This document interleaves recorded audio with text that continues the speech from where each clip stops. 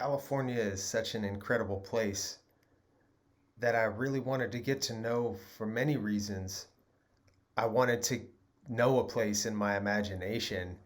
So I came up with this simple idea of taking several months to hike the length of California, then take some time in the studio to reflect on that experience and compose music inspired by my experience trying to learn how to develop a relationship with a place, and also just inspired by that, the landscape itself, the land itself.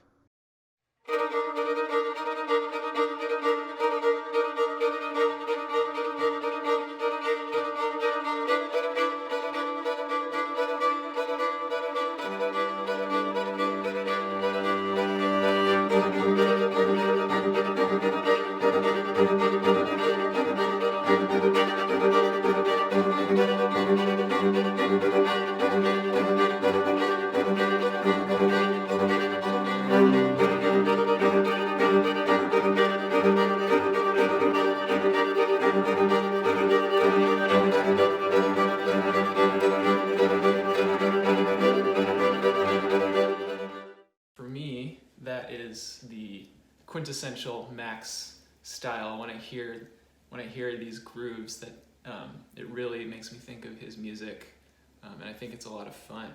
Rhythm is such a fundamental aspect of music, um, and is sort of a logical dimension all by itself.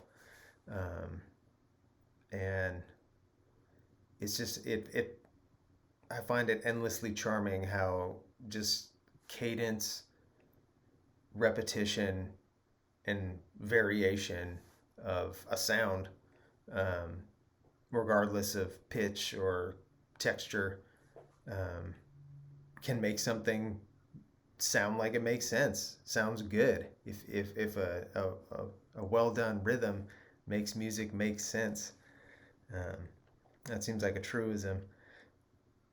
I love that it sort of seems like it has a very simple idea, these repeating 16th notes, and then what's giving it interest are these sort of asymmetries and how they're being grouped. So the two violins basically between both of them have constant 16th notes, but you can also hear these longer notes underneath.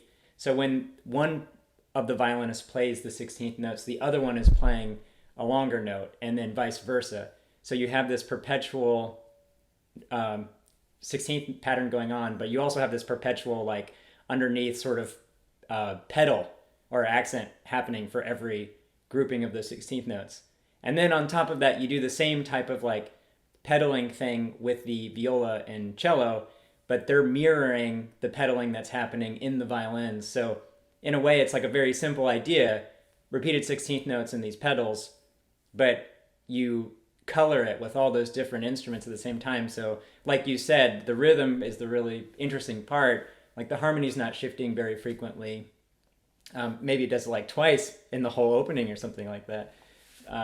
But the whole time you're still going on this like rapid journey in a way, which is, like Doug said, for me as well, it's the quintessential Max type of music. I've heard it colloquially referred to as the Gila country, kind of like southwestern New Mexico and uh, northeastern Arizona, I guess. Kind of in the Gila Mountains, the Black Range, and where the headwaters of the Gila River. The more I learned about it, the more I wanted to spend some time there, and thought it would be um, a way of getting to know the Southwest a little bit more, the character of the landscape and the interconnectedness of the river, the mesa, and the mountain. Um, the sort of repeating patterns of basin and range are prominent in that part of the country. In that part of the Intermountain West, I guess you would say the basin and range is like the ranges are smaller, and there's more of them. So the mountains kind of ripple across the basin, and you really get that sense of how the rivers flow out to the basin, and then the basin connects to the sea. So it was a really cool experience to essentially kind of walk towards the headwaters of a river for, I don't know, a month.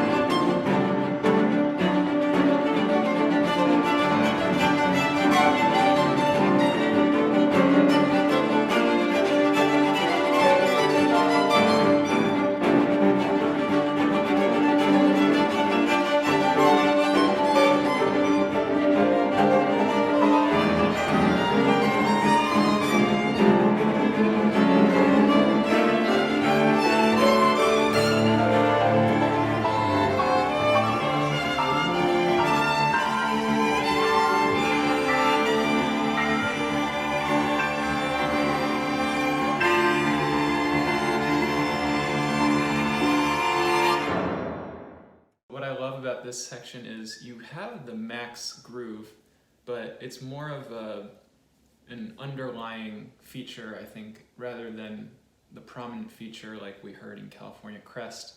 And then the groove kind of gets absorbed into these climbing lines that are not so much 16ths, but they're more like triplets and longer note values. And so everyone kind of collects together, and then it kind of drops into this explosion before going into the next section. So I really love that. And it kind of reminds me of like, if you're watching a river that's sort of in the highlands of something, and it's going over these rapids, and there's all these like, you have the larger river, but within the river you have these smaller currents and things swirling about. So it seemed like a really great distillment of what you might see in a river in the mountains.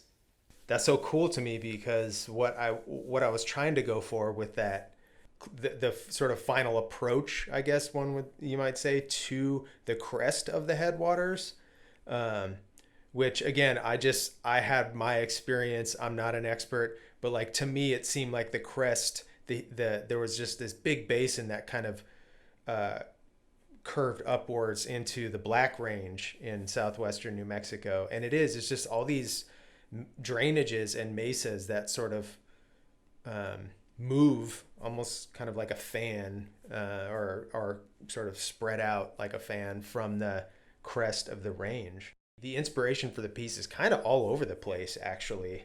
But a lot of the technical ideas, or, technical things, are compositional tools I've been trying to use for years now. But yeah, it's an interesting piece to me, because I think it's well written, and yet I'm also kind of like feel like conceptually I've really moved on from it. So it's not that I don't like it, but it's kind of, to me, it almost feels like somehow like not important to me anymore, if that makes any sense at all. It's like my mind and my heart are like in a different, moving towards a different expression, towards a different expressive goal. Definitely, I'm not really, the academic aspects of music are still interesting to me, and I'm glad I studied composition. But writing sort of like pure music, I guess, is not where I'm at right now.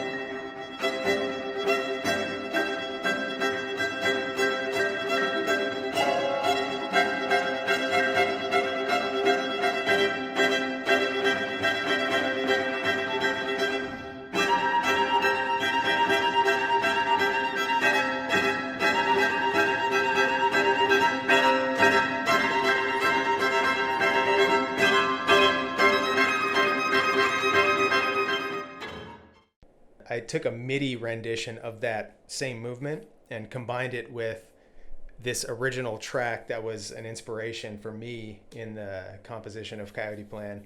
The track's called Born Bad, and it's by two artists who did a collaborative album. Their names are Eli and Amp Live. They did an album together called Therapy at 3 a while ago, like I want to say like 2011 maybe. But this track you can hear where I got inspired.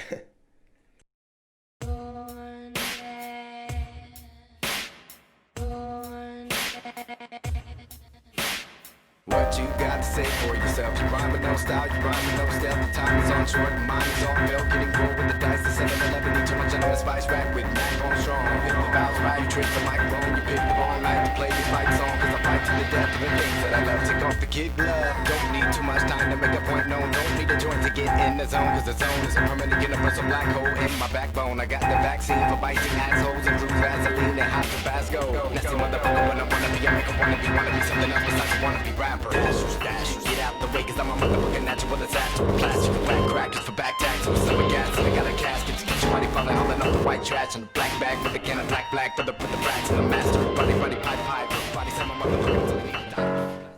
But yeah, you can see how like particularly the violin part is inspired by Eli's vocal.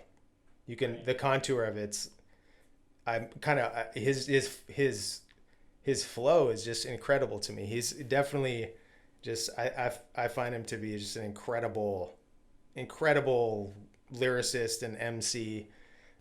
Yeah, and that's really clear in Coyote Plan. Like you, I hear those tiny inflections, like the way that the words are changing the rhythm ever so slightly, even though it's it's nested in this bed of like a flow that's going. And so in the same way in the violin part, there's that flow that's going, but like you're having these subtle inflections with tiny accents or adding like a new harmony. And it's very subtle, even though it's nested in that little bed, but it's also very clear. I can certainly hear that link between his vocals and what the violin does. There's some other music that I think would be fun to play, just because it's good music and it's such a privilege and a pleasure to say this music inspired me.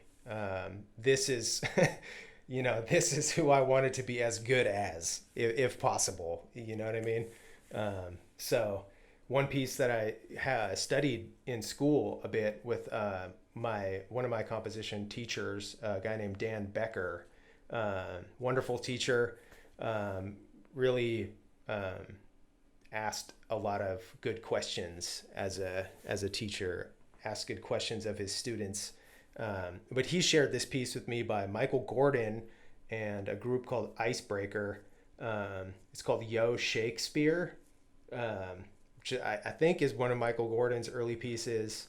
I was really influenced by the rhythmic energy of it.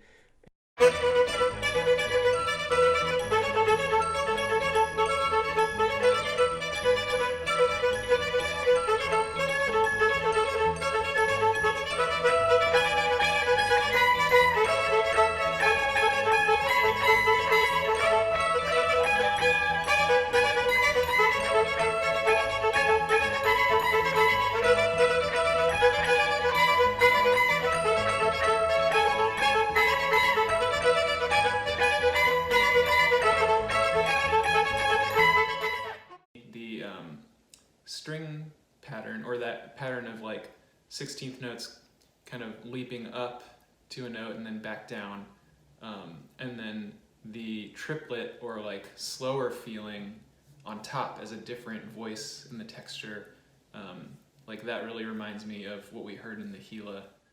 And this is this is a piece that inspired you to compose. This is one of those pieces that inspired me to play contemporary music. I remember I was in a 20th century music class, and we went through the minimalist composers like Steve Reich and Terry Riley and Philip Glass, and then I thought that was all that there was to say on the topic. And then all of a sudden my teacher played Yo Shakespeare, and I was like, this is so cool. This is the coolest music I've ever heard. I have to play music like this.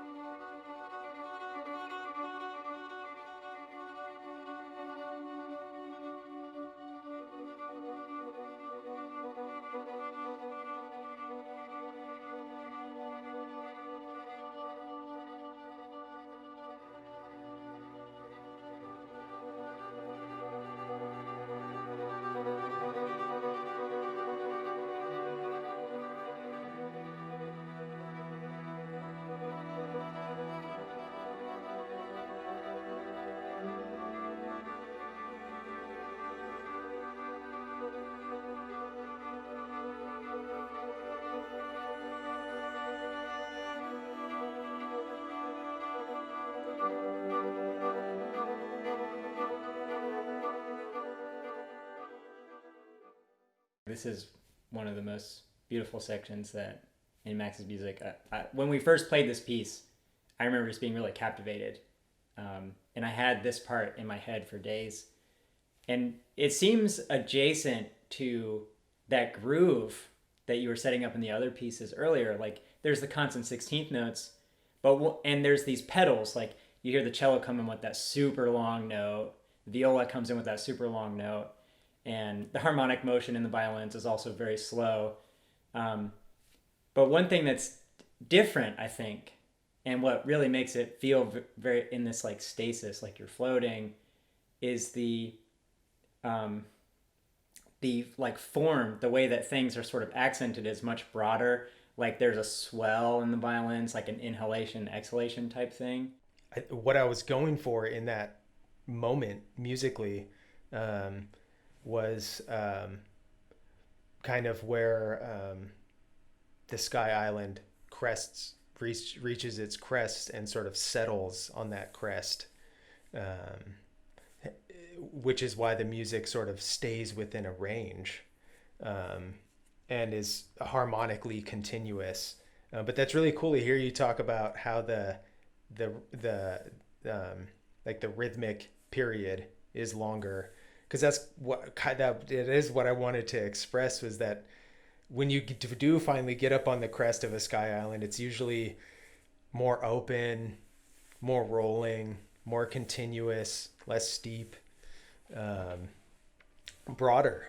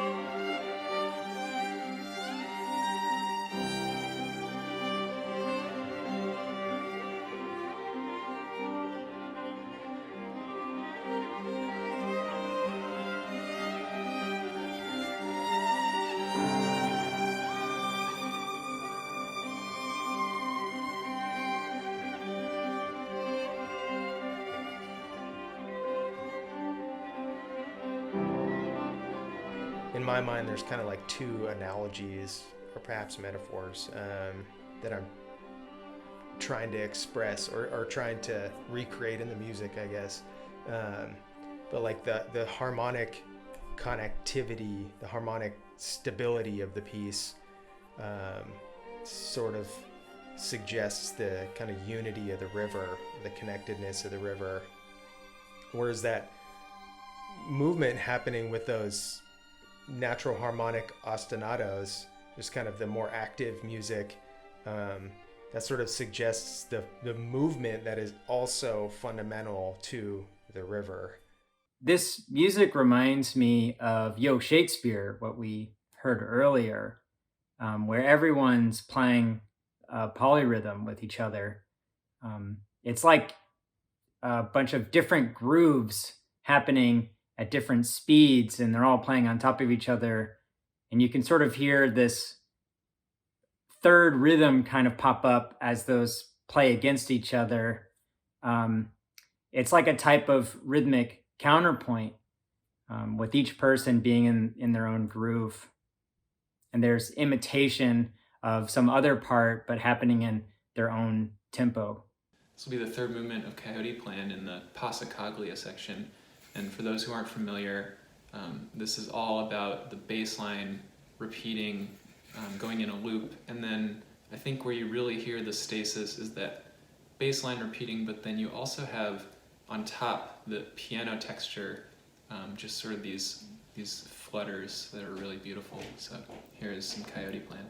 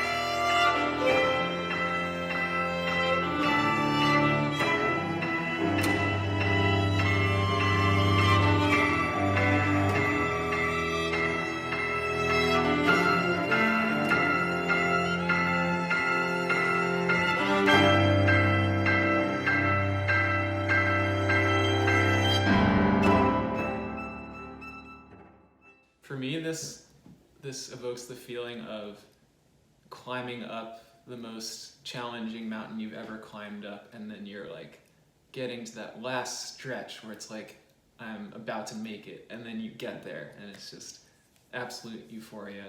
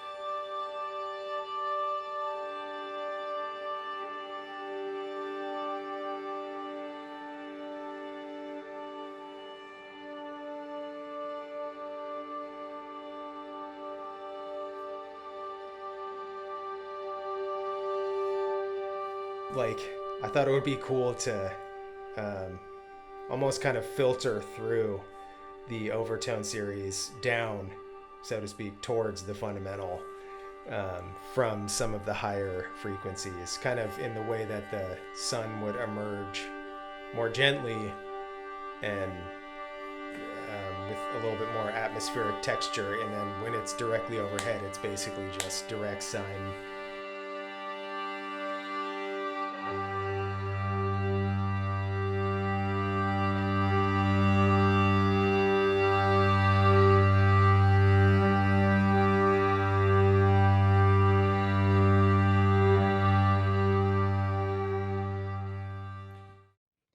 And just a note about the harmonic series, when you say in tune, the way we hear things as being in tune or not is actually out of accord with the harmonic series. Our equal temperament has made the intervals really even. And so the natural harmonic series is out of tune with how we hear things. We've changed our perception of what tuning means. And our hearing now is not matching up with what happens in nature. And in that movement, you can hear as you get farther and farther away from the fundamental note, how the notes will get more and more out of tune in some cases. And that out of tuneness to how we hear, but being more in line with how things are in nature, is a really cool feature of that movement. Writing music, trying to write music inspired by the natural world, sort of aligning oneself with one of the fundamental phenomena is, to me, essential. Like, basically, I write tonal music because I understand that tonality, my interpretation is that tonality, as we perceive it, is sort of it's based on the occurrence of this natural phenomena, which in an adaptive sense, it follows that our ears would be tuned to what's actually happening.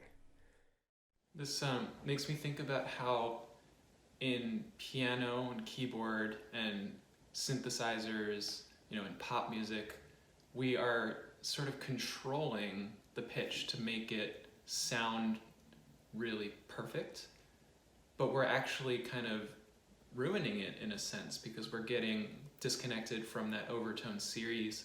And so when we hear harmonics played simultaneously, and how as the harmonics get higher and higher, they get not in tune necessarily with the fundamental. To me, it's sort of like eating natural organic. It might not look as pretty, but it's the real thing, and it's a connection with the earth.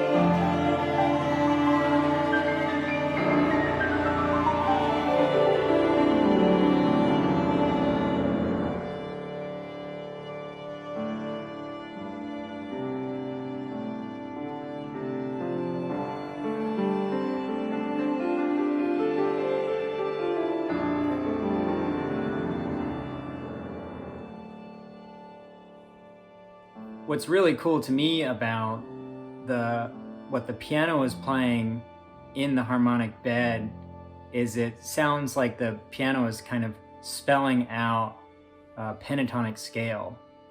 And for those of you who don't know what a pentatonic scale is, it's a scale that just has 5 notes in it. And typically the 5 notes of the pentatonic scale are those that are the lowest notes in the harmonic series, before it gets to the 7th and higher, because as you get to the 7th and higher, it starts to go more and more out of tune with the fundamental. And the pentatonic scale is a lot more of those sort of simpler ratios, like, you can cut a string in half, you'll get an octave, or if you cut it into 2/3, you can get a fifth, and all of that. So the pentatonic scale is the lower part of the harmonic series. And what is also interesting about the pentatonic scale, I think because it maps on so easily to how we hear things in nature with the harmonic series, is we see it pop up in so many cultures.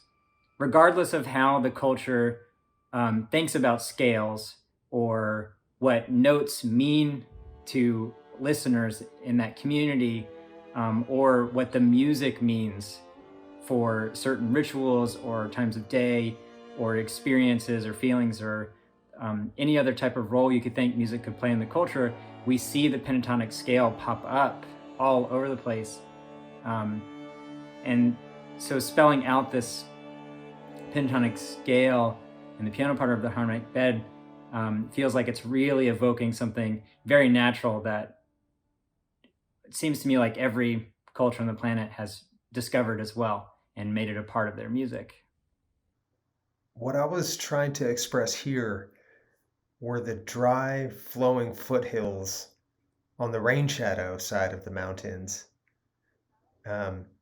Those repeating and diminishing pentatonic scales in the piano suggest in my mind the receding pattern of the foothills as they flow further and further and smaller away from the mountains until they meet the basin seamlessly and once again. There was a composer named Fausto Romatelli who sadly passed away in 2004. He is a composer who incorporated spectralist ideas into his very unique style of composition. He would create these sound worlds founded on a really stable, harmonious, fundamental tone, and then he would play with the upper spectrum of that sound world, sort of bringing out the more colorful, dissonant upper frequencies of the overtone series. His music is just an incredible balance of technique, logic, and wild expression.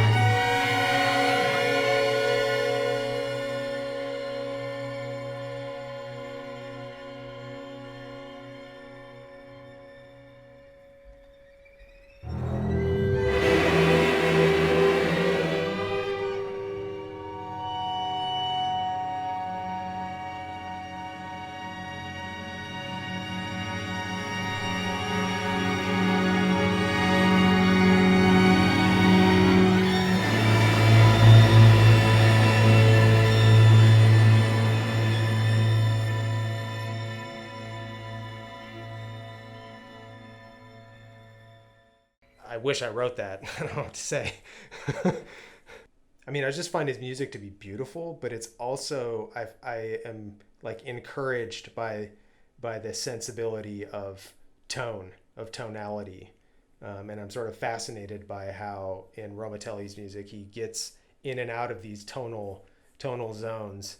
That's kind of like something that fascinates me as a composer, and something I want to think more about and consider as I like maybe continue to try to write pieces inspired by the natural world.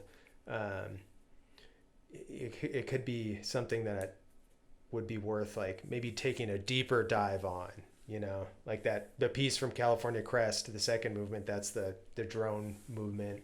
It's like G major, but like, and that's cool, but like Romatelli would have done like G something else, you know, and like maybe that would have even a deeper correlation or expressiveness of some natural phenomena.